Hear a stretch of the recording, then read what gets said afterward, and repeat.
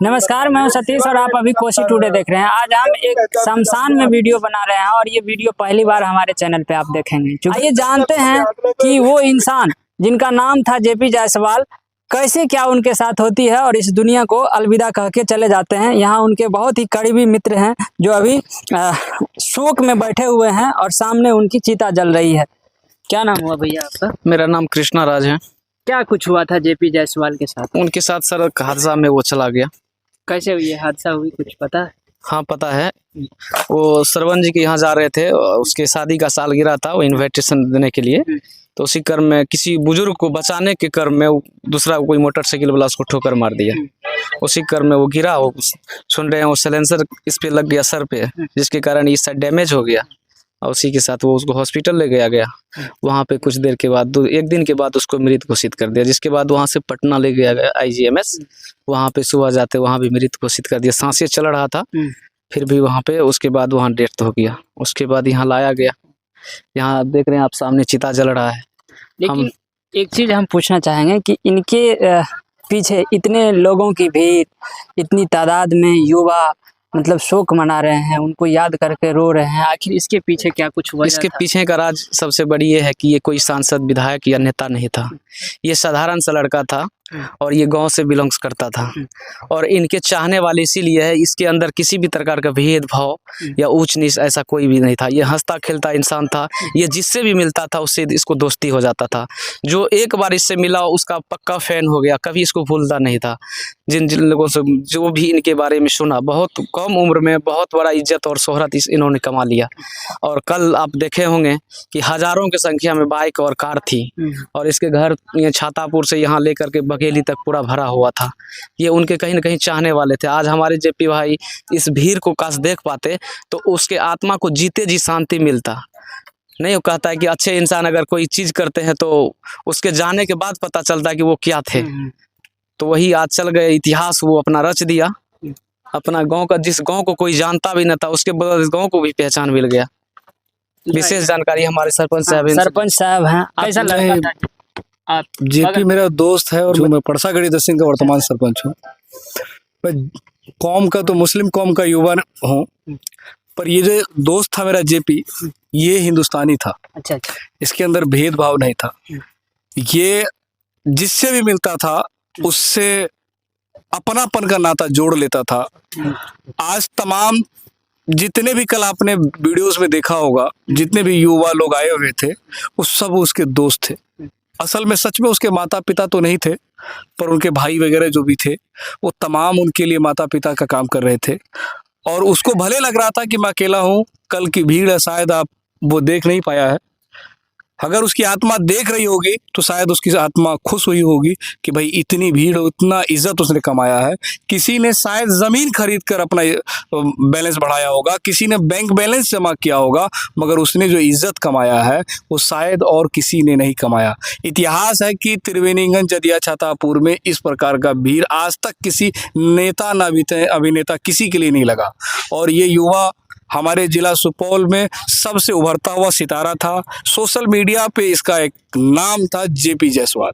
इसकी बाइक इसकी पहचान थी, लंबी दाढ़ी इसकी शान थी और जिससे मिलता था उसको अपना बनाने की एक खासियत और क्वालिटी उसके अंदर था। वो मेरा सच्चा मित्र था।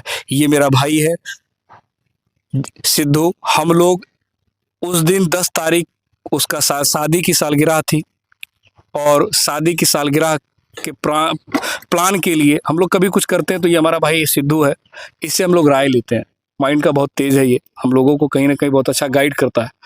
तो हम लोग कई बार इससे राय लेते हैं। तो वो भी राय लेने के लिए, प्रोग्राम करने के लिए उन्होंने एक फॉरम खोला, उसको भी देखने के लिए इन्हीं के यहाँ जा रहे थे।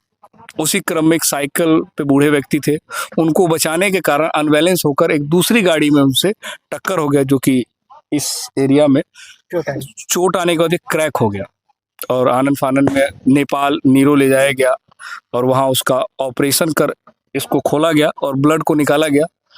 कुछ देर के बाद फिर डॉक्टर ने कहा कि इस साइड को भी खोलना होगा, इधर भी ब्लड जम गया है। जब उसको क्लियर कर दिया गया उसके बाद कहा कि 72 घंटे के बाद अगर आप बच जाता है तो ये ठीक है। उसके बाद थोड़ी देर के बाद कहता कि ये नहीं बच सकता है। हम लोगों को रहा नहीं कि हम लोग वहाँ पहुंचे, फिर पुनः पहुंचने के बाद देखे तो उसका नब्ज चल रहा था, धड़कन चल रही थी, सांसें चल रही थी। ये कैसे विश्वास होगा कि जिसकी धड़कन चल रही हो, सांसें चल रही हो, नब्ज चल रही हो तो मृत है। हम लोगों को लगा कहीं ना कहीं डॉक्टर हम लोगों को गुमराह करने की कोशिश कर रहा है। हम उसको वहीं से दूसरा एम्बुलेंस किए और तुरंत IGMS पटना, हमारे शिव भाई और हमारे सिद्धू भाई सब मिलकर तुरंत पटना पहुंचाए। वहां जाने के सवेर तक उसने सांस ली और उसके बाद जिंदगी और मौत की लड़ाई में वो हार गया।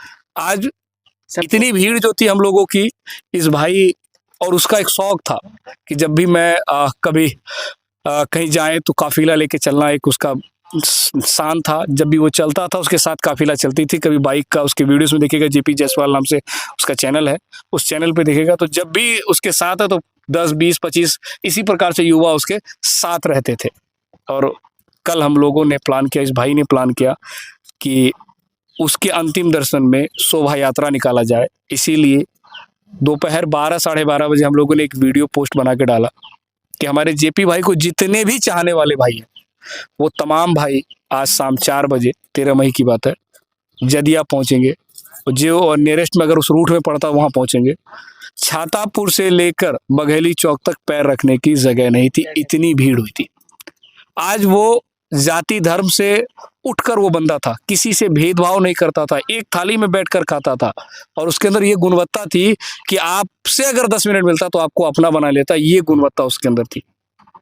और हमारे जो भाई है ये सबसे ज्यादा उसके साथ करीब रहा है और उसके अंतिम तक ये रहा है। इसने अपना खून देकर उसको बचाने की कोशिश की। आप ही के यहाँ जा रहा था ना, तब ये घटना हुई थी और आप बताया जा रहा है कि जो आप उनके साथ अंतिम तक रहे, उस समय कभी होश में आए थे? वो होश में ही रहते थे, वो बात कुछ बताते थे? वो अभी भी जिंदा है। कौन बोल रहा है मर गया? देखिए हमारे दिलों में भी वो जिंदा है। उस भाई अंतिम क्षण में क्या का आंसू बताया? खत्म हो चुका है, क्या कहें। यही बताया था कि इंतजार करो, आ रहे हैं। इनके पास कोई शब्द बचा नहीं। इनके पास नहीं बचा। देखिए यहाँ जो भी उनके करीबी मित्र हैं, वैसे तो पूरे दुनिया पे वो सबके दिलों में राज करता था, लेकिन यहाँ अभी जो भी लोग हैं और जो भी मित्र हैं वो बोलने के लायक नहीं है। बहुत मतलब हिम्मत करके 2-4 शब्द बोले हैं। बाकी आप ये जान लीजिए कि एक थोड़ी सी गलती और एक अच्छे इंसान जो जिसमें कोई कमी नहीं हो, हर आदमी के लिए वो अच्छा हो, उनको भी इस दुनिया से वो गलती के कारण जाना पड़ता है। अब बाइक से वो जा रहे थे और हेलमेट नहीं था, जिसके वजह से उनके सर में चोट आ गई थी और वो जिंदगी और मौत के बीच 2 दिन तक लड़ते रहा। अंतिम में वो हार गया और इस दुनिया को अलविदा कह गया। बाकी आप लोगों की JP जायसवाल के बारे में क्या कुछ ख्याल है, ज़रूर बताइएगा। धन्यवाद।